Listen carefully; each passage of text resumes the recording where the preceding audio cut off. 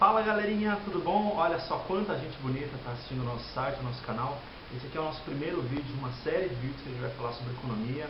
Vamos tentar falar de jeito mais simples, explicar o que está acontecendo, explicar o que é Selic, o que é IPCA, o que é um monte de sopa de letrinhas, o que é resultado primário, resultado nominal, câmbio, dólar, Bitcoin, qualquer coisa que é do mundo da economia política e da economia que faz parte do nosso cotidiano.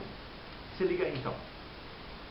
Bom, o primeiro tema que a gente vai estar tratando vem de uma notícia que saiu há pouco tempo, na semana passada, dizendo que o presidente do Banco Central, Ilan Goldfein, diz que no longo prazo, e olha só, longo prazo pode ser uma coisa muito abstrata, pode ser 3 meses, pode ser 3 anos, pode ser 30 anos, longo prazo é um conceito subjetivo, tá certo?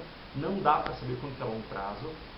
Diz que a longo prazo a meta de inflação, ou seja, o nível que o governo quer que a inflação tenha no final do ano, seja de 3% ao ano. Isso mesmo, 1, 2, 3. Mas peraí, quanto que é a meta de um dia? Bom, a meta é de 4,5. E quanto que ficou nos últimos anos?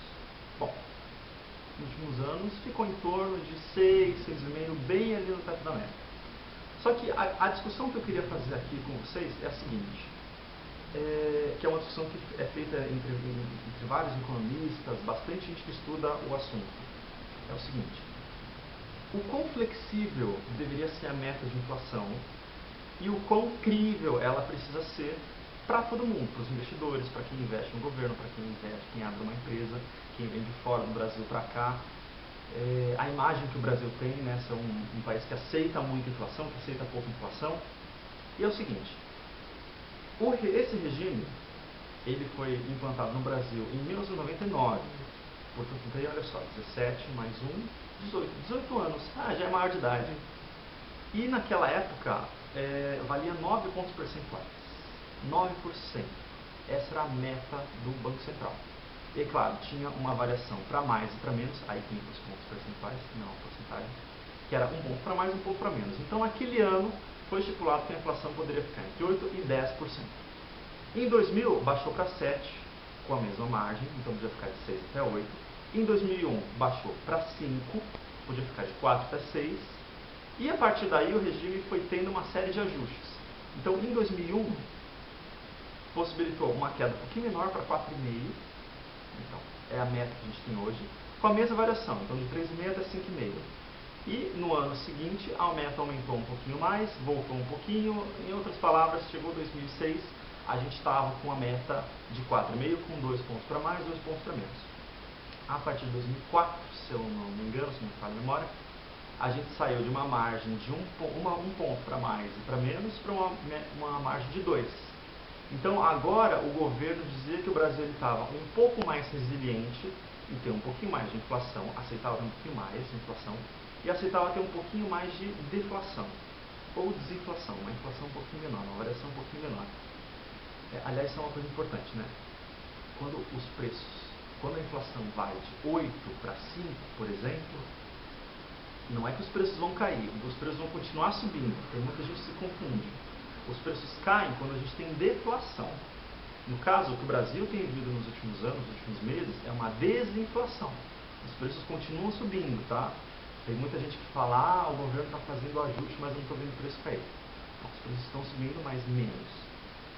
Beleza, em 2005 para 2006, a gente tem então esse regime que se popularizou. Afinal, são 10 anos com o mesmo regime. E como que funciona? 4,5 de meta, 2 para mais, 2 para menos. Beleza, então, ao longo do começo da década de 2000, o governo estava preocupado em trazer uma inflação que era muito volátil, porque se vocês se lembrarem bem, o câmbio era fixo. Então, o que variava muito era o preço. Depois ficou o contrário, o câmbio passou a variar bastante, tanto que lá na época do Lula bateu 4 e pouco, e aí depois, ao longo do governo Lula, veio caindo até 1,50, 1,55, foi a mínima. E depois voltou para 4 com o período da Dilma, a crise política que a gente teve ano passado e tudo mais. E a meta de inflação ficou fixa. Então a gente trocou. Antes era câmbio fixo com inflação flutuante. Agora é câmbio flutuante com inflação fixa. Mudou o sistema. E o Brasil estava se organizando, né? Lei de responsabilidade fiscal, superávites primários, antes o governo não precisava fazer, depois o governo passou a fazer. Então, uma série de mini reformas que teve ali no segundo Cardoso e no começo do governo Lula. Né? O governo Lula teve que sinalizar para o mercado que ele ia manter o compromisso com as metas, com todas as reformas do governo anterior. Só que o problema é o seguinte, veio a crise de 2008. Tá certo, no começo, Lula falou que era uma marolinha, até foi, mas porque o preço das commodities estava bom, o Brasil é um país agrário, agrícola, tem isso como forte, como principal, produtos agrícolas, né, minério de terra, soja, carne, esse tipo de coisa. Só que uma hora, os países industrializados, desenvolvidos, passaram a consumir menos, porque a renda deles caiu, eles ficaram desempregados, e aí o preço das commodities veio para baixo. 2014, 2015 é o momento da crise econômica brasileira. E aí aqui começa a ter aumento da dívida pública, o governo passa a ter déficit, o pessoal começa a ter incerteza e, bom, sai dinheiro daqui, o câmbio aumenta, a inflação aumenta. E aí está o problema. No segundo governo Dilma, não houve uma intenção de flexibilizar o regime de metas para cima. Então o que poderia ter sido feito? Por exemplo, em 2015, poderia ter se aceitado uma inflação de 8, com 2 pontos para mais e para menos. Em 2016, poderia ter se aceitado uma inflação de 8 ou de 9, com apenas 1 ponto para mais e 1 para menos. O que significava isso? O governo estava disposto a ter uma inflação maior, porque ia ter um reajuste de preços, que já era esperado, porque o governo se segurou, e ia ser tolerado apenas 10%. Bom, o regime ficou tão fixo durante tanto tempo, que chegou 2012, 2013, a crise estava começando a entrar aqui no Brasil, o governo começou a reajustar preços. Então é como se ele tivesse ficado refém de um teto de 6,5. Então não sei se você se lembra, as notícias falavam que o governo ajustou para tal preço para o teto não ser ultrapassado, porque se ultrapassa o teto o governo perde credibilidade, quando na verdade poderia ter se flexibilizado um pouco a meta para aceitar o choque da crise de 2008.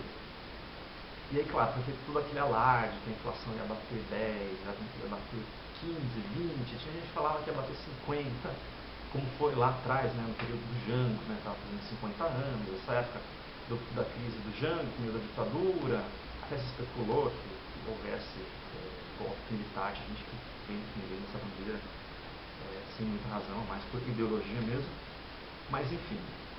Meio que o governo foi forçado, meio que também foi uma escolha do governo fazer tudo possível para ficar abaixo da meta, e aí quando estourou veio aquela coisa apocalíptica, né? Agora é o fim dos tempos, a economia vai ficar todo mundo desempregado, todo mundo vai perder renda, seu poder de compra.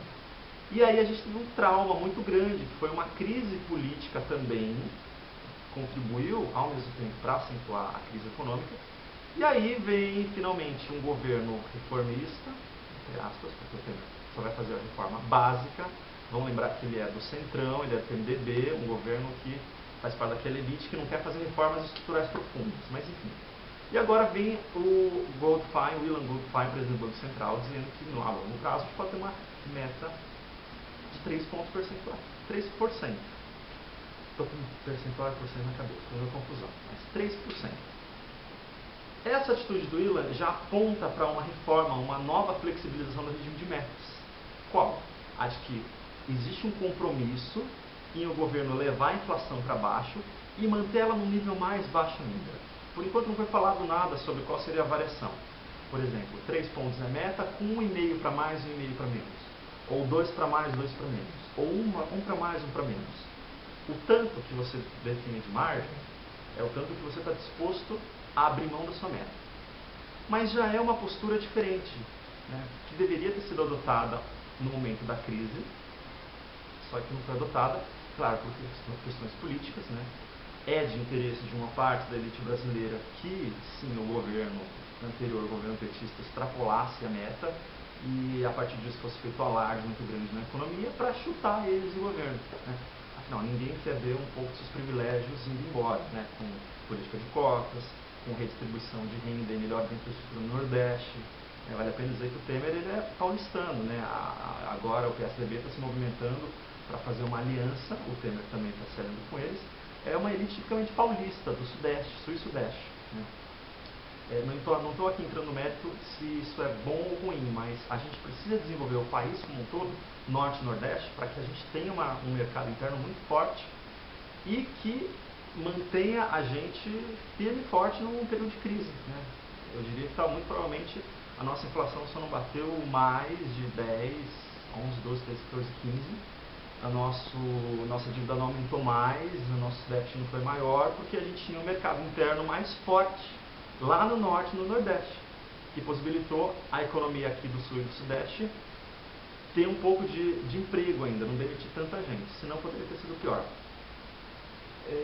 Mas é isso aí, agora vem o presidente do Banco Central com uma meta de 3, é uma sinalização muito positiva, sim, não vou dizer que isso é ruim, porque mostra que o Brasil está compromissado em fazer mais algum tipo de reforma. Não é uma certeza que vai ser 3%, mas é uma indicação, e toda indicação mexe com as expectativas, e vale a pena dizer que a economia, as expectativas, as impressões também joga um papel importante, né? Não é só aquele valorzinho que a gente está vendo, mas o que você também espera desse valorzinho.